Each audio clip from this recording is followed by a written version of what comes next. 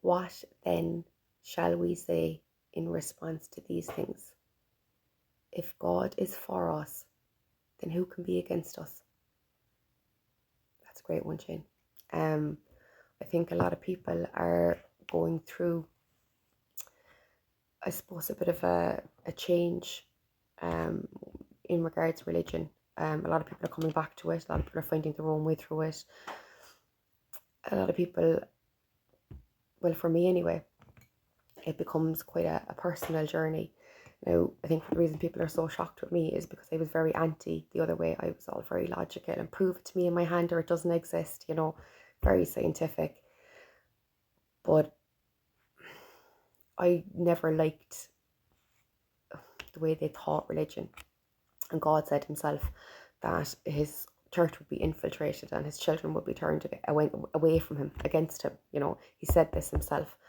I never liked the way they taught it in church, this vengeful, you must be this and you must want nothing. I was like, that doesn't seem like, why do they want to make us this? And it just didn't seem right. It didn't fit in my head, My neurodivergent head was going like it usually is. It's always been that way. 40 years and counting. Jesus, it would love a holiday.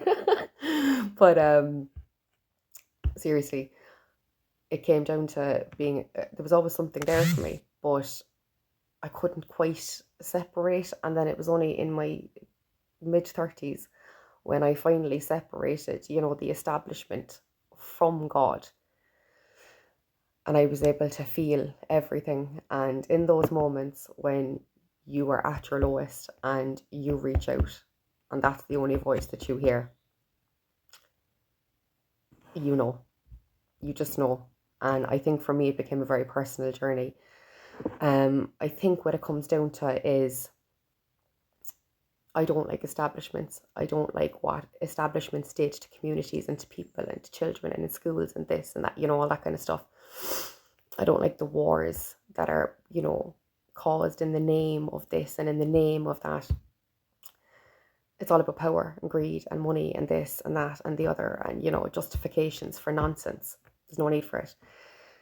At the end of the day, I think it becomes down to a real spiritual, personal journey, right, in what resonates inside in your soul. And if you believe in something, you believe in peace and love and kindness and looking out for each other, then the teachings that follow that line are going to be the ones that resonate in your soul. That's your religion. And I think if you break it down to as simple as that, instead of all these terms that are being put around this, that, about religion, just bring it down to what's in your core, bring it down to what matters the most.